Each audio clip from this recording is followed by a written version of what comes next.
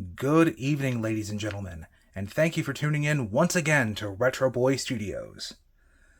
For tonight's episode, I am currently positioned upstairs in my bedroom, as the downstairs table is extremely cluttered. In other news tonight, I want to show off something that may or may not be a little bit controversial. This is Metal Cardbot. Now, for those of you who don't know what Metal Cardbot is currently the most popular transforming robot toy line in South Korea, and by extension, the most popular Korean transforming robot toy line in the world. Because nobody else outside of Korea knows what the hell a Hello Carbot or a Mini Force is. Recently, Agabus Distribution, a third-party Transformers distributor, has partnered up with SAMG Entertainment to bring Metal Cardbot figures to the United States. And as someone who is a huge fan of Turning Mechcard, back when it tried and failed to enter the US market, I am extremely hopeful that Metal Cardbot doesn't crash and burn either.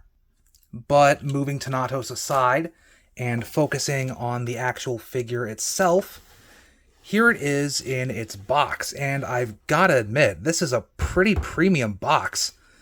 I like the chrome silver finish that they've got going on the front and the sides. There's Shadow X's quote, "I am like the wind. I can be loud like a tornado or silent like a breeze." On the back of the box, it shows his metal card weapon, the X-Wheel, and it showcases his robot and vehicle modes, Machina Stealth Helicopter Shadow X. And there's June, the main character, the sort of Ash Ketchum, if you will, of Metal Cardbot. And on the side of the box, here's another picture of Shadow X. And on the bottom of the box, this is pretty cool. Agabus Distribution's logo is down there, and it says Metal Cardbot Genuine License, and this figure was designed by Godbrave Studio. Maybe that's why he looks a lot like Big Full Fog from the King of Braves Gao-Gai-Gar. But yeah, it's really cool having a children's toy, or even an adult collectible, that's designed by a really talented professional studio. But if Metal Cardbot has all of this great stuff, then what makes it so controversial? Well, the thing is, it's actually not Metal Cardbot that's controversial right at the moment. It's its competitor, Transformers. Now, recently, I have seen the online fandom absolutely shredding Hasbro to bits, especially when it comes to comparing Transformers with Metal Cardbot. You see, the thing that's so controversial here is that this is a teeny tiny deluxe figure that you think would cost like, I don't know, $19, $20, but currently, as it stands, this is $27 right here for a deluxe class like Windcharger. Whereas Metal Cardbot, meanwhile, is selling figures at this size for only slightly more expensive, like $31. The reason why that's such a big difference is because, well, Metal Cardbot actually has Unicron Trilogy styled quality. And it's crazy that you can get you have two options here. You can either get an old Unicron Trilogy styled toy for just $31, or you could get a figure that's pretty small, but is being sold with a pretty hefty price tag. But here's the thing. I'm not saying Hasbro is in the right for overpricing their figures. I definitely think they should, downscale the price and whatnot. But in my personal decision, I just think the hate is too much. I've been on Reddit and I've seen people saying, "Oh, fuck Hasbro, fuck, they can get fucked, yada yada yada." And I've even seen people, wanting Hasbro to go out of business. And I'm like, really, buddy? Really? I mean, I get the cost and everything, and you absolutely have a right to complain. Like, you are totally in the right for wanting the prices to go down and maybe wishing for a new CEO, but just wishing for the entire company to go bankrupt? I mean, there goes your US distribution, buddy. I guess the only possible, positive outcome of that would be like, well, then Takara could directly handle the figures from here on out. But either way, I think it would be like a lot more difficult if we didn't have at least some sort of US distribution over here.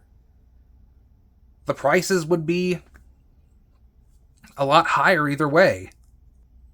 I mean, I'm not saying Hasbro was in the right for this. Like I said, they definitely need to shape up and get their game on here. But come on. Let's be reasonable when we're trying to critique what is essentially a toy company.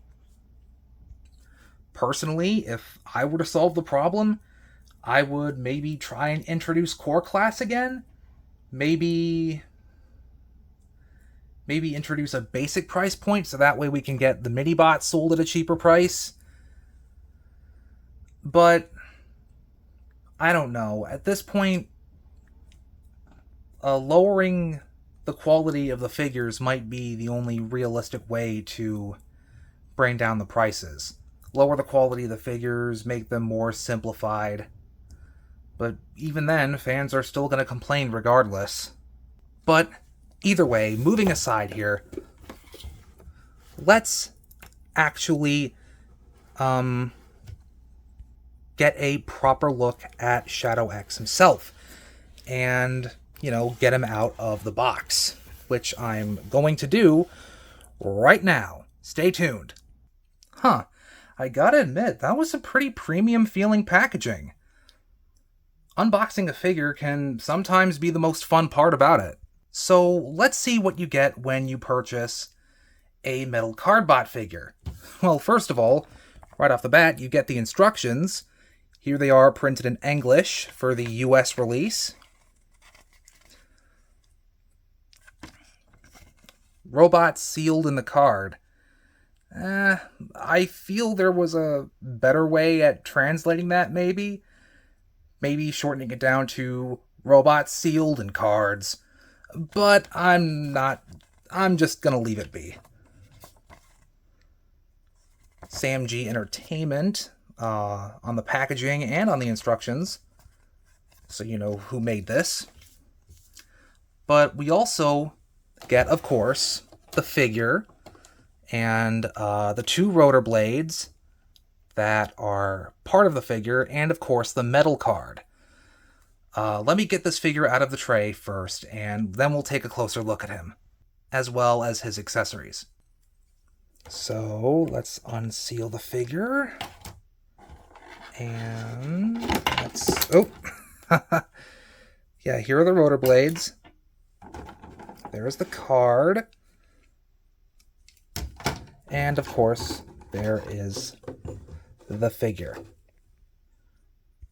So yeah, here is Big Wolf, Shadow X, in hand, out of the packaging. And let's get a closer look at this guy. The detail is really nice. The painting and sculpting on this figure feels solid. Premium even. So, and we can get a closer look at the face. You can see the eyes are sculpted in and painted in silver. Again, he has that ninja motif, which is what the Brave series did with characters like Shadow Maru, Shadow Dagwan, I think, and of course Big Volfog. Heck, Big Volfog even had a helicopter unit that he could combine with. Kind of similar to how Shadow X is a helicopter. Articulation-wise, Shadow X has nice, tight ratchet joints. In and out. Let's see, can he... Yes, the arms can bend. Even they have ratchet joints too, apparently. Although small ratchet joints. I'm not sure if there's really anything at the legs here. Oh, but the head can rotate around 360 degrees. Oh, and knee bend. Although it does only seem to go back to a point. Let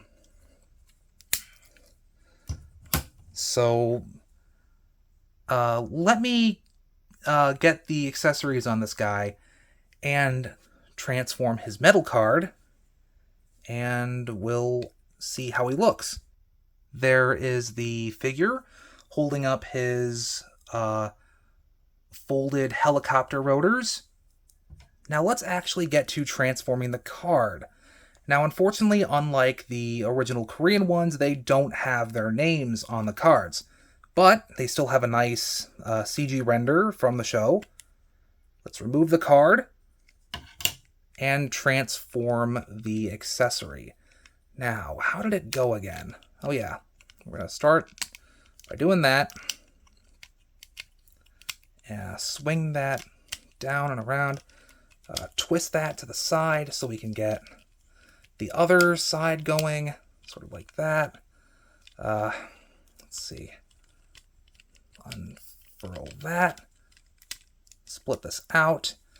And you can see there is a little peg at the back that if I can just get out. Yeah.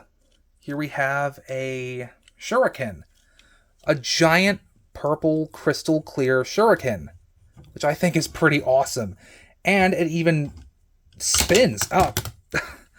My apologies. But, yeah. In total honesty, the metal cards themselves actually kind of feel similar to the cyber keys in a way. Which is fair, because I've seen a lot of people compare the metal Cardbot toys to, stuff from Transformers Cybertron, or other parts of the Unicron trilogy, like Energon, Armada, and then, of course, there's also the Brave series comparison. But now I'm going to get the figure transformed into VTOL mode, and I will see you guys there. And with a quick and simple transformation, there you have it. Here's Shadow X in his VTOL mode, and I like it. Overall, this figure, like I said, has a simplistic transformation, and the plastic quality is solid.